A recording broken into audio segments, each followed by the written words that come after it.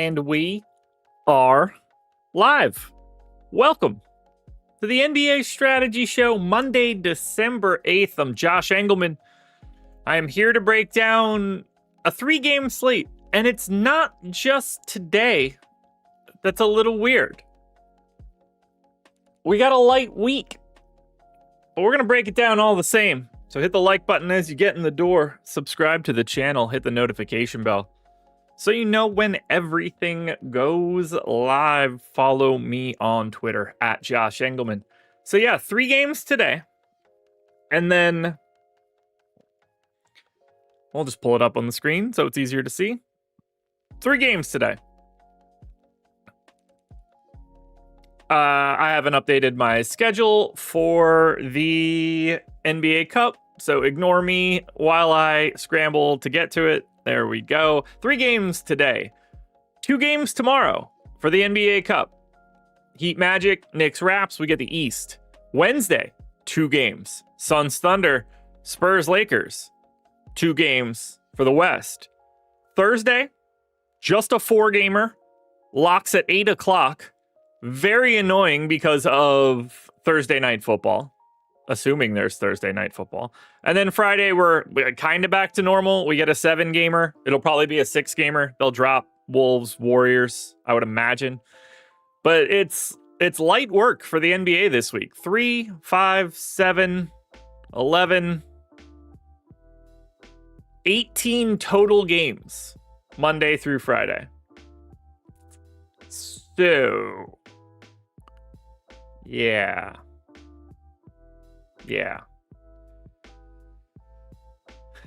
LC Dazzle Productions. I did have a good weekend. I hope you did as well. Happy to be here every morning. Look, we're going to hit what we can each morning.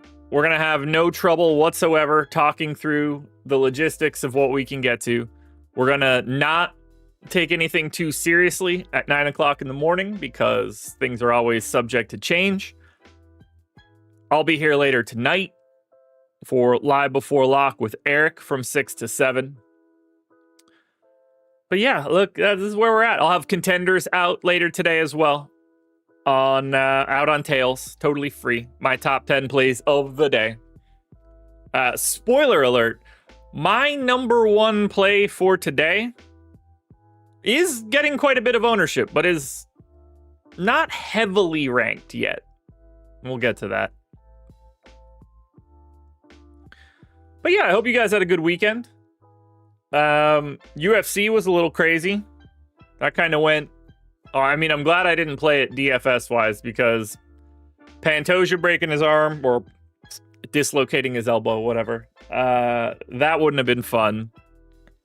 It was amazing to see Peter Yan get his belt back. Might be the most underrated UFC fighter in history. Might just be. Glad he got his belt back. What else was dumb on that card? I mean, you got to draw, like just total nonsense. But we don't have to pay for UFC pay-per-views anymore. Final UFC pay-per-view, at least for the next few years. I don't know anything about the NFL. I just know the Chiefs lost, I guess. Whatevs.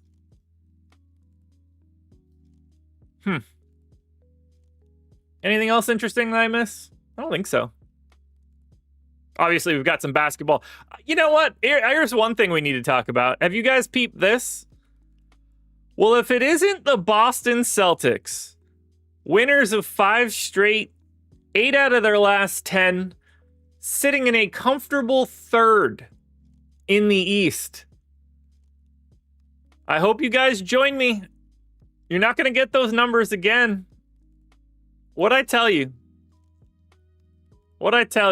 Boston Celtics to win the East, baby. Odds just look too damn good. Those numbers are, I'm sure, long gone.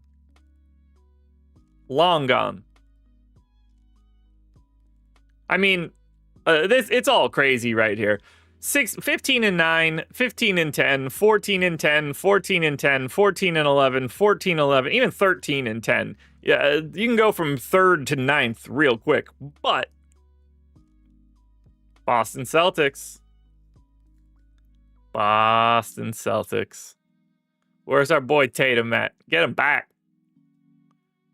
Go to the East Finals. Pick up the dub. All right, let's talk about this slate.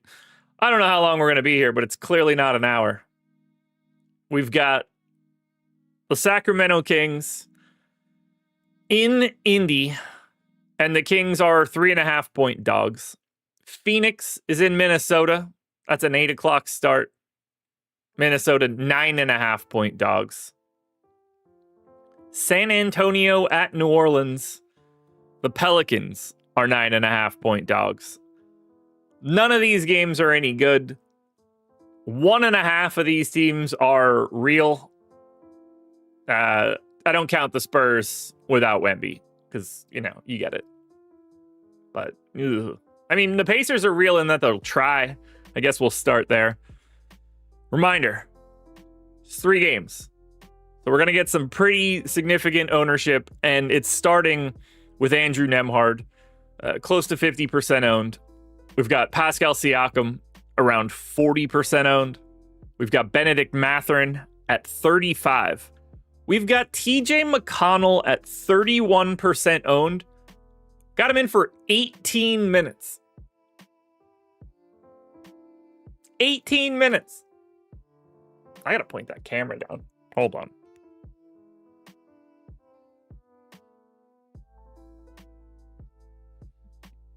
Yeah. So that's what we have today on a 3-gamer. 18-minute TJ McConnell is 30% owned. And then you get just like anybody that plays gets 10% or 15%. Reynaud got the start last time out, 15% owned. Isaiah Jackson, Zach LaVine, Westbrook, Monk, Keegan Murray, who's questionable, Jay Huff, because we do have news to wait on here. Keegan Murray's questionable. Dennis Schroeder is questionable. And as you can see, we haven't seen Schroeder in 5 games. Murray's obviously been playing big minutes since he's been back. Still no Sabonis, obviously. On the Pacers end, same injury news we've had. Ben Shepherd out for a while. Aaron Nesmith still out.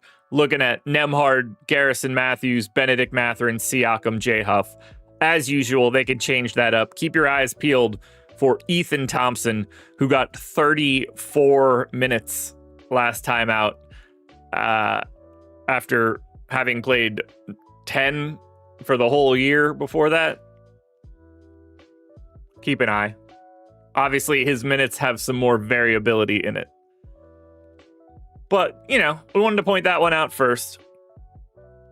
At least when it comes to optimal rate, we don't have any crazy leverage. Siakam a little over-owned, Mathurin a little under-owned. Monk could be interesting if Schroeder stays out. If Keegan Murray ends up out, that's really going to be a problem here. And that's where we'll start to get to more of Sacramento. Because they're just going to have to play, your Precious Achuas, your Neek Cliffords, Drew Eubanks to a degree. Garrison Matthews will be irrelevant because I'm naming a guy on the Pacers, and I don't know why. Probably because it's Monday. But everything bumps if we lose Schroeder and Keegan Murray. If it's just Schroeder, then we kind of know what's going on. But that Keegan Murray news will matter quite a bit. Realistically, as I look at these guys, I'm apprehensive of the TJ McConnell piece. I should look and see I can't imagine TJ McConnell looks that great in my data. All right. So McConnell is 31% optimal, 25% boom. Okay.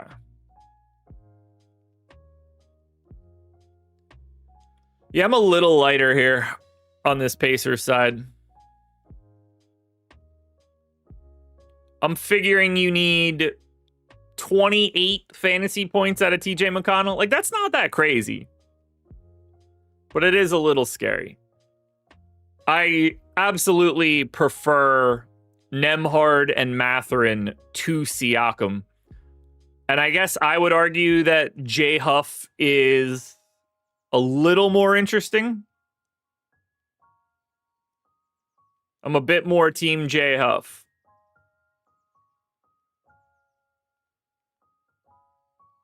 We'll get to Colin Gillespie in a bit. For the Kings on my side, I'm coming from me, Westbrook is probably at the top of the list. I think Sacramento is probably a bit underrepresented. Is this going to work? I don't know if this is going to work, but it'd be cool if it did.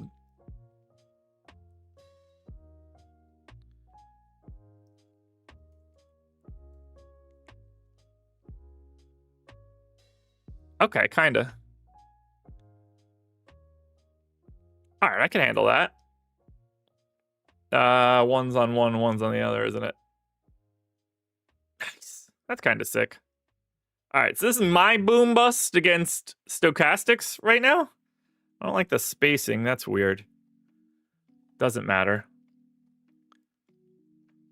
Okay, so interesting. I am much, much higher on some of the Sacramento pieces. Westbrook, DeRozan. I guess not. Yeah. Westbrook, DeRozan, Levine.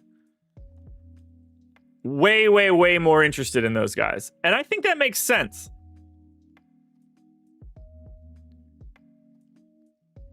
You know, 10% ownership to Monk, 12 to Westbrook, 12 to Levine, 8 to DeRozan. Those guys are way more interesting to me on a 3-game slate. Way, way, way, way, way more interesting. Yeah, I think that I'm team Sacramento today. Which, like, I can't imagine anybody's excited to hear that.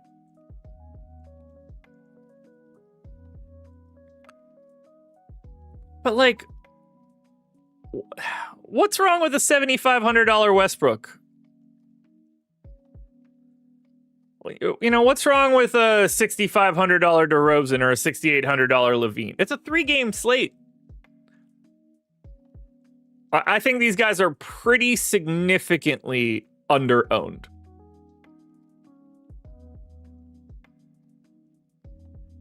Like,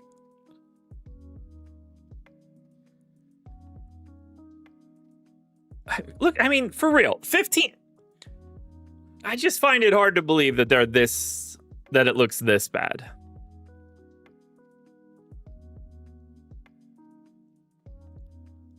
Now, the problem here is that I think we actually have a bit of an edge getting to Sacramento. It's all going to go away if Keegan Murray gets ruled out. Because then people will just get to it. But if these guys are all going to, like, if your Levines and your DeRozans and your Westbrooks are all going to play 30 minutes on a 3-gamer, that they should be more owned than this. Well, apparently I'm advocating for the Sacramento Kings today. So you can tell how shit of a slate it is if that's a decision that I make. Like, I mean, here's the perfect example. And we can do this comparison very easily. Zach Levine is 6,800, DeMar DeRozan 6,500, Andrew Nembhard 6,300. One of those guys is 47% owned. One of those guys is 13. The other is 8. Now, yes, DeRozan's projected behind Levine. Levine is projected behind Nembhard. That's just not proper representation in ownership to me. 47 to 11 to 6. It is a 3.5 point line. Like, Sacramento just wins this game 40% of the time. Well, it'll be interesting to see if this recalibrates and, like, Indy comes down a bit and Sacramento goes up. Because all I'm seeing right now is Sacramento looking massively underrepresented.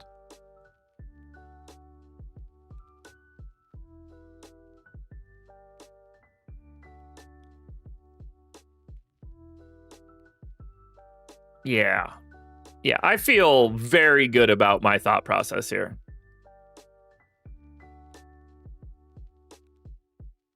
Very good.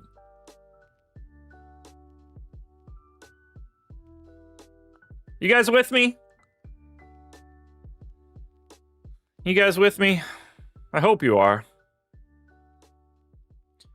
Might be underrepresenting Siakam a bit, but oh yeah, I'm feeling good here. And I'm under projecting Levine's points right now to the market. Yeah, I feel great. I love that game. Go Kings. Go Kings. You know me, man. It's always go Kings around these parts. Just a highly respectable team. Phoenix and Minnesota. Hit the like button if you haven't done it yet. Suns and Wolves. Obviously, no Devin Booker here. Dylan Brooks is questionable, which is important. Left Achilles soreness for Brooks. 9,500 for Ant. 8,500 for Randall. And then we're into the 6Ks. We've got about 35% ownership coming into Dylan Brooks at 6,600. Wait till we look at Dylan Brooks' stats with Booker off so far. Colin Gillespie's 30% owned. He's my favorite play of the day. Didn't work out for me on Friday. Naz Reid's 30. DiVincenzo, McDaniels, Mark Williams, Ant, all 25. Rudy Gobert's 20. Randall, Jordan, Goodwin, both around 15. Single digits after that. I want to start on the Suns side. So, like, obviously, samples matter. So, like, I don't want anybody to overreact to what I'm about to show here. In 278 minutes with Devin Booker off the floor this year, Colin Gillespie is taking 9 twos per 100 possessions and 15 threes. 62% true shooting on 24% usage. I had him, I bet him Friday. I had him massively overprojected. He didn't really do those things. Dylan Brooks, in 100 minutes with no Devin Booker on the floor, is taking 25 twos per 100 possessions, along with 9 threes, and has had a 39% usage rate in that time. Now, it's clear that Dylan Brooks is not going to maintain a 39% usage rate with no Devin Booker, but I mean, 30 seems pretty realistic, right? But I'm very intrigued by Colin Gillespie today. That's a big number. Not to mention, with no Booker on, close to 11 assists per 100 possessions. Starting, he's playing big minutes. His price does not reflect, at least to me, his price does not reflect what it will be. Not to mention, he's point guard, shooting guard eligible. These days, we barely have MPEs on DraftKings. So when you get it, it's more important. And on a 3-game slate, it's even more important. Because now, at the very least, you have an extra spot for someone like Colin Gillespie. Naz Reid's minutes have been up massively. I'm not surprised to see him rank where he does. And then you just get the sea of Minnesota, which shouldn't be all that surprising. These guys don't mess around with their rotation. All they do is just play the same dudes all the time. DiVincenzo, McDaniels, Ant, Gobert, Randall. They're all like 20%-ish owned. And to me, I always find them very difficult to separate. There's no MPs. DiVincenzo's at point guard, Ant's at shooting guard, McDaniels at small forward, Randall at power forward, Rudy Gobert at center. We know how much they're going to play. They all look basically identical.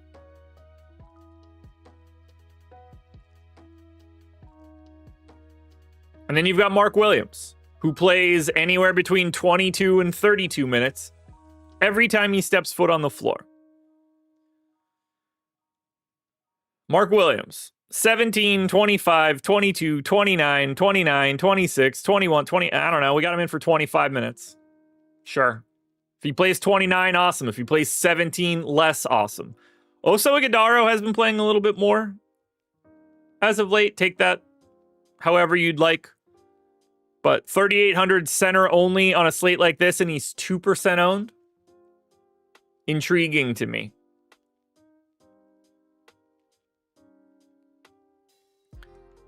So for me on this side, to me, it's Colin Gillespie as the best play here. And then you get that giant pack of Minnesota, whether that's Gobert, Ant, Randall, DiVincenzo. I've got them all basically the same. I'm a lot lower on Jaden McDaniels. That's either a Jaden McDaniels thing or a small forward thing, which is something that I'll look at throughout the day. Naz Reid certainly scares me a bit. Mark Williams is absolutely interesting to me because of the size of the slate. What's going on at small forward today? There's just a lot of similar. Yeah, I see it. Whether it's Mathurin, whether it's Vassell, DeRozan, you've got McDaniels, you've got Sadiq Bey, and then you've got like coin flip dudes like Jordan Goodwin, Herb Jones, Keldon, depending on who's back.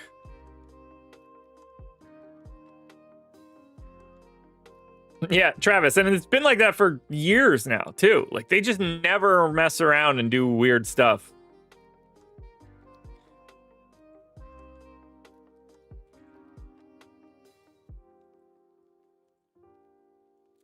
For me, it's going to be just infinite levels of Colin Gillespie, though. That's my expectation.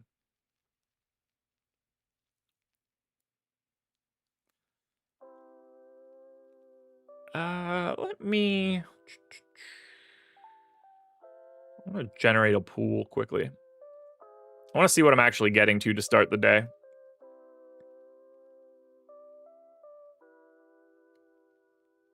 We'll come back to that in a sec. Because right now, I want to remind you guys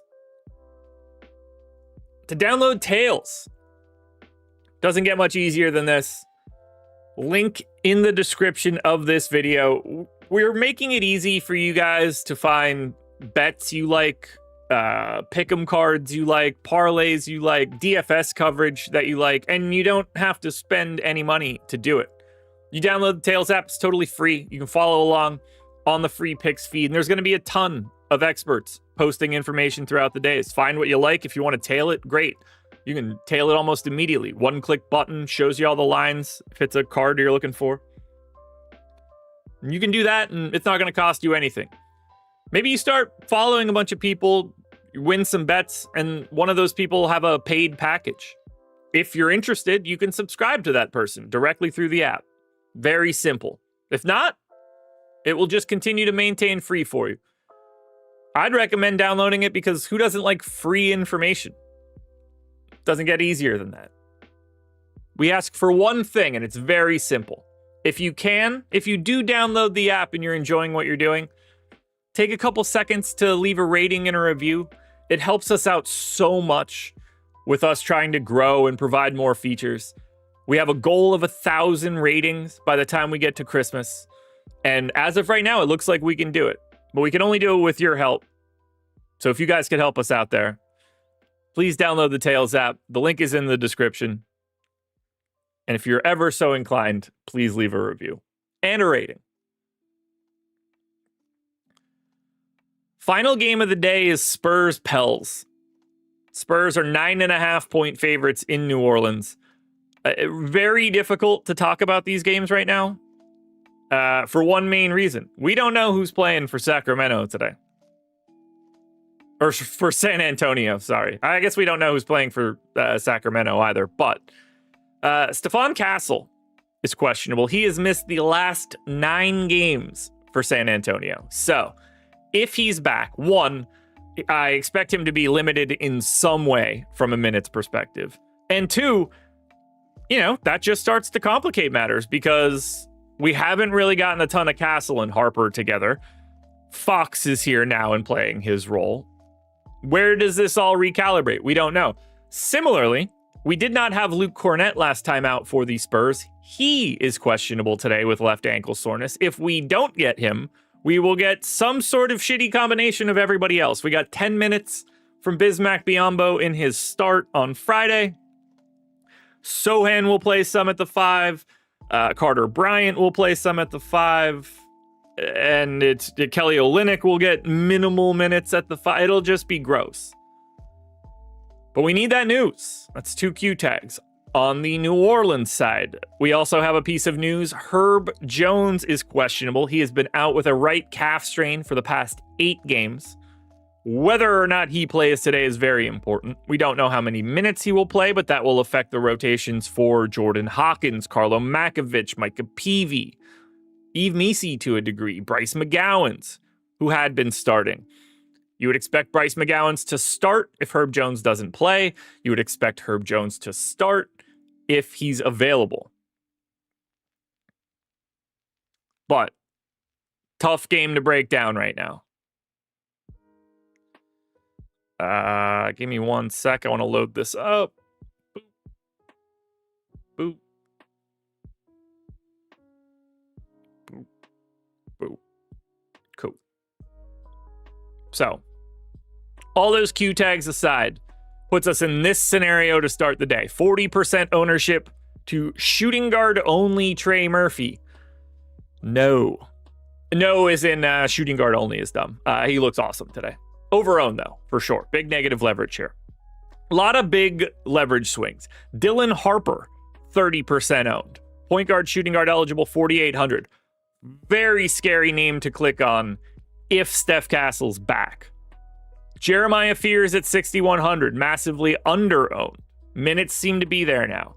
Queen, 6,400, under-owned. I expect all of this to consolidate. So if he's projected ownership 30 and he's 40% optimal, I'm assuming it's 35 by the time we get to lock. Keldon Johnson, 25% owned. Very scary if Castle is in. Luke Cornett at 4,900. If he's in, you're just happy to make that move against the Pels. Barnacle of the Bay is 20% owned. Vassell's close to 20, also scary.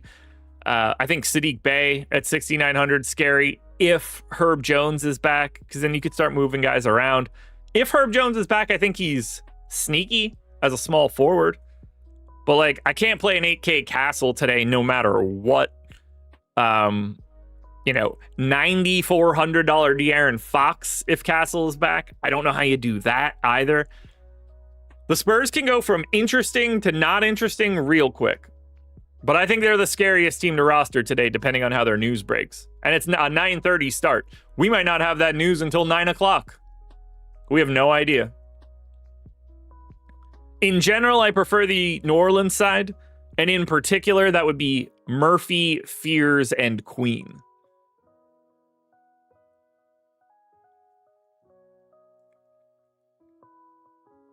But, we have so much to wait on here. Brooks, Cornett, Herb Jones, Keegan Murray, Dennis Schroeder, Stephon Castle.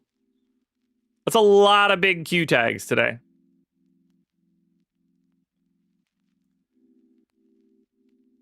$8 p.m.? It's not a 9:30 start? NBA schedule is so stupid. Okay, 7, 7:30, and 8. So originally these games were scheduled for 7, 8, and 9:30. So, okay, that's better, I guess. It's incredible how these games move around.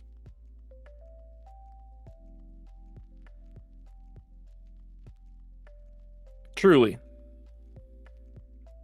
And then it just never hits the NBA API for some reason. Did I talk about Desmond Bane spiking the ball off of OG Anunoby? No, I didn't see it, didn't know it happened.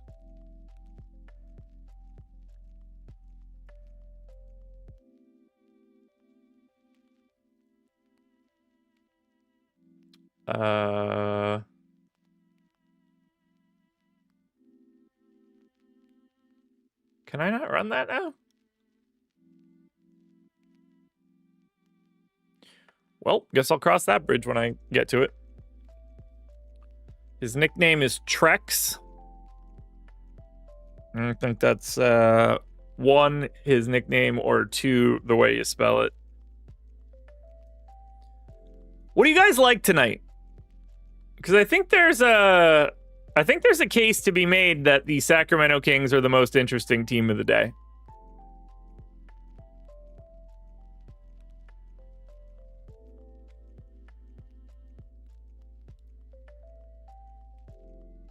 Like, look at, I have this sorted by ownership right now. I'm just going to start. Remember, there are 6 teams. I'm just going to start reading off the team that these guys play for, from highest ownership to lowest. Indy, New Orleans, Indy, Phoenix, Indy, San Antonio, Phoenix, Indy, Minnesota, Pels, Minnesota, San Antonio, Phoenix, San Antonio, Minnesota, San Antonio, New Orleans. None of those were Sacramento.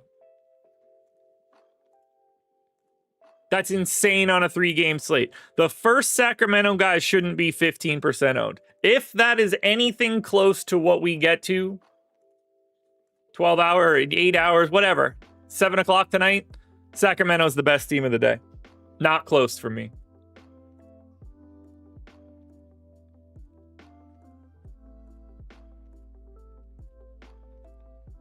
Crazy. It's not a good day in my life when I'm recommending the Sacramento Kings. That's just not good.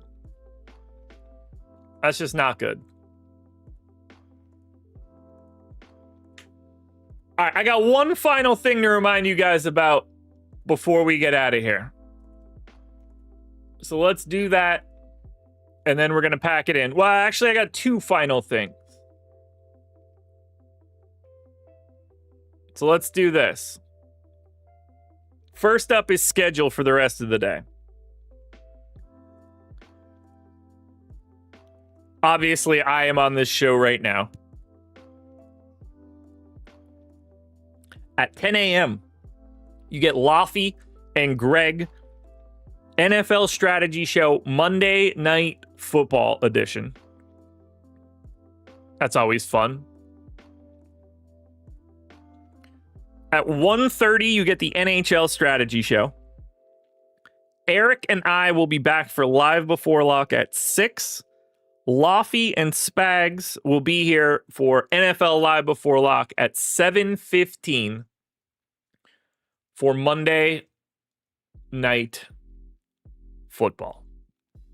Finally, if you are interested in signing up at Stokastic, it doesn't get any easier than this. This link is in the description right now.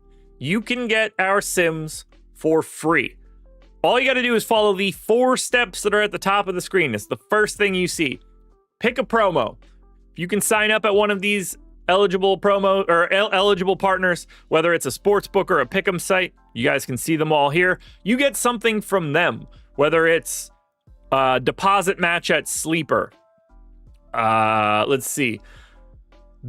Double your winnings for your next 10 bets at Caesars.